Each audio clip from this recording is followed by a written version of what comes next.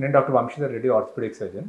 So మనం మాట్లాడబోయే next series of topics మనం ఫ్రాక్చర్స్ గురించి మాట్లాడదాం. సో ఫ్రాక్చర్ అయినప్పుడు ఏమవుతుంది, మన body how it tries to respond అనేది మనం ఈ వీడియోలో మాట్లాడదాం. సో మనకి ఫ్రాక్చర్ అయినప్పుడు ఎట్లా అంటే, మనకి బాడీకి ఏ దెబ్బ తాకినా మన బాడీ దాన్ని హీల్ చేయడానికి ట్రై చేస్తుంది. ఇప్పుడు చర్మంలో దెబ్బ తాకింది అనుకోండి, మీరు చూసి ఉంటారు చిన్నప్పటి నుంచి చాలాసార్లు తాకుంటుంది చర్మంలో దెబ్బ. అది మెల్లమెల్ల నిండడం స్టార్ట్ అయ్యి కొన్ని డేస్కి చర్మం హీల్ అయిపోతుంది. సో బోన్ ఫ్రాక్చర్ అయినా బాడీ హీల్ చేసే ప్రాసెస్ ఒకటి ఇమీడియట్గా స్టార్ట్ చేస్తుంది. సో బాడీ ప్రాసెస్నే మన సర్జన్ డీల్ చేసి దాన్ని కంట్రోల్ చేయాలి. మన orthopaedic surgeon role or orthopaedician role అది మనది. సో బాడీ ఎట్లా హీల్ చేయడానికి ట్రై చేస్తుంది అంటే, సపోజ్ ఒక బోన్ ఫ్రాక్చర్ అయ్యింది అనుకోండి, సో ఇమ్మీడియట్లీ ఏమవుతుందంటే ఆ బోన్ ఎడ్జెస్ నుంచి బ్లీడ్ అవుతుంది మనకి. సో ఆ బ్లీడ్ అయ్యి ఒక రక్తం జమ అవుతుంది ఒక దగ్గర. సో ఆ రక్తం క్లాట్ అవుతుంది. ఆ ప్లేస్ని ఫ్రాక్చర్ హిమటోమా అంటారు. హిమటోమా అంటే రక్తం జమ అయ్యి మాస్ లెక్క ఫామ్ అయ్యి బ్లడ్ క్లాట్ అవ్వడం. ఇప్పుడు స్కిన్ నుంచి బ్లడ్ వచ్చినా ఒక గడ్డ లెక్క క్లాట్ అయిపోతుంది, రక్తం గడ్డ లెక్క. So that is called fracture haematoma. So first fracture అయితే స్టార్ట్ అయిన ప్రాసెస్ అది. ఇమీడియట్లీ బోన్ ఎడ్జెస్ నుంచి అన్ని ఎడ్జెస్ నుంచి బ్లీడ్ అయ్యి మధ్యలో ఫ్రాక్చర్ హిమటోమా అనేది స్టార్ట్ అవుతుంది. సో మెల్లమెల్ల బాడీ ఏం చేస్తుంది అంటే 2 ప్రాసెస్ స్టార్ట్ చేస్తుంది. ఒకటి ఇన్ఫ్లమేషన్ ప్రాసెస్ అంటారు, ఇంకోటి హీలింగ్ ప్రాసెస్ అంటారు. సో ఇన్ఫ్లమేషన్ ప్రాసెస్లో ఏంటి అంటే, మనకి కొన్ని ఇన్ఫ్లమేటరీ సెల్స్ ఉంటాయి మనకి, మ్యాక్రోఫేజెస్, న్యూట్రోఫిల్స్ ఇవన్నీ. సో ఉన్న గార్బేజ్ మెటీరియల్ కొన్ని ఉంటాయి, వాటిని తీసేయడానికి క్లియర్ చేస్తూనే ఉంటాయి. అదర్ థింగ్ ఏంటంటే మనకి హీలింగ్ ప్రాసెస్ అంటే, సో మనకి హీలింగ్ ప్రాసెస్లో కొన్ని సెల్స్ వచ్చి మన ఫ్రాక్చర్ని అతికించడానికి ట్రై చేస్తుంది. సో ఆ హీలింగ్ ప్రాసెస్ ఇమీడియట్లీ స్టార్ట్ అవుతుంది ఆ హిమటోమాలో. సో ఎట్లా అవుతుంది అంటే, మనకి చర్మంలో దెబ్బ తాకితే ఆ ఫిల్ అయిన మెటీరియల్ని మనం గ్రాన్యులేషన్ టిష్యూ అంటాం.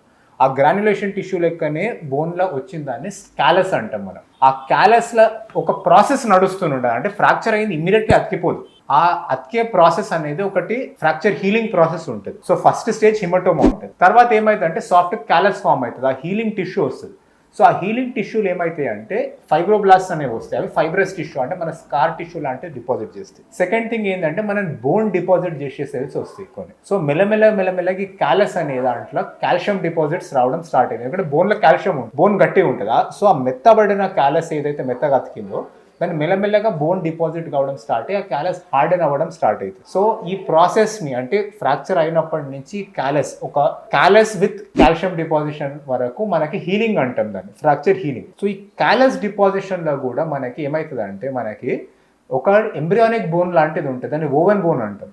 సో ఈ ప్రాసెస్ మన ఓవెన్ బోన్ ఫామ్ అయ్యే క్యాలస్ వరకు మనం we call that fracture healing. తర్వాత ఏమవ్వాలంటే, ఈ బోన్ ఏదైతే ఉందో ఓవెన్ బోన్ మెల్లమెల్లగా రీప్లేస్ అయ్యి అడల్ట్ బోన్ లెక్క కావాలి. So that is called trabecular bone. So ఈ ఓవెన్ బోన్ రీప్లేస్ అయ్యి ట్రాబెక్యులర్ బోన్ వచ్చే ప్రాసెస్ని మనం కన్సాలిడేషన్ అంటాం. సో ఒక ఫ్రాక్చర్ అయినప్పటి నుంచి ఒక హీలింగ్ అండ్ కన్సాలిడేషన్ ప్రాసెస్ అవ్వాలి, ఆ బోన్కి కంప్లీట్ స్ట్రెంత్ వాపస్ రావడానికి మళ్ళీ మనకి. సో ఒక బోన్ బ్రేక్ అయితే బ్లీడ్ అయ్యి హిమటోమా ఫామ్ అవుతుంది. ఆ హిమటోమాలో హీలింగ్ ప్రాసెస్ స్టార్ట్ అయ్యి సాఫ్ట్ క్యాలస్ ఫామ్ అవుతుంది. సాఫ్ట్ క్యాలస్లో కాల్షియం డిపాజిట్ ఫామ్ అయ్యి ఓవెన్ బోన్ ఫామ్ అయ్యి హీలింగ్ అవుతుంది. ఆ హీలింగ్ అయిన బోన్ ఒక మెకానికల్ లోడ్స్ తట్టుకోనికి అడల్ట్ బోన్ లెక్క ఫామ్ అయ్యి దాన్ని కన్సాలిడేషన్ అవుతుంది.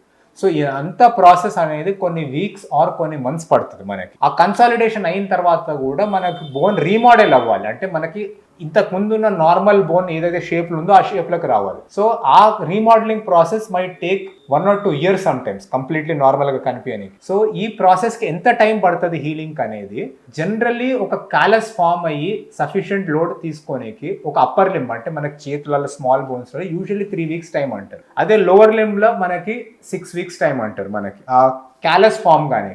సో హీలింగ్ ప్రాసెస్కి నెక్స్ట్ కన్సాలిడేషన్ ప్రాసెస్కి దానికి డబుల్, అంటే అప్పర్ లింబ్లో మనకి చేతులలో స్మాల్ బోన్స్లలో 6 weeks, లోవర్ లింబ్లో 12 weeks.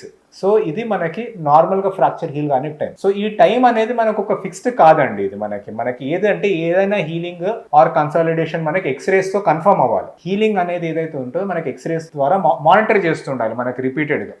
సో ఒక 3 weeksకి ఒక ఎక్స్రే, 6 weeksకి ఒక ఎక్స్రే, 12 weeksకి ఒక ఎక్స్రే ఇట్లా. సో ఇది మన natural healing process. So bone అనేది న్యాచురల్గానే హీల్ అయితే మనకి డాక్టర్ ఎందుకు దానికి?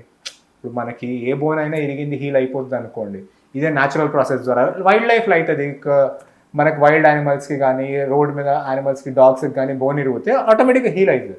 సో ఈ హీలింగ్ ఆటోమేటిక్గా అయ్యేటప్పుడు మన డాక్టర్ ఏం చేస్తున్నాం, మీకు డాక్టర్ ఎందుకు ఈ ప్రాసెస్ అనేది మనం నెక్స్ట్ వీడియోలో మనం మాట్లాడతాం. మనకు డాక్టర్ రోల్ ఏంది, మనకి ఇంత ట్రీట్మెంట్ ఫ్రాక్చర్కి ఎందుకు ఉంది అనేది నెక్స్ట్ వీడియోలో I will just talk about it. Thank you.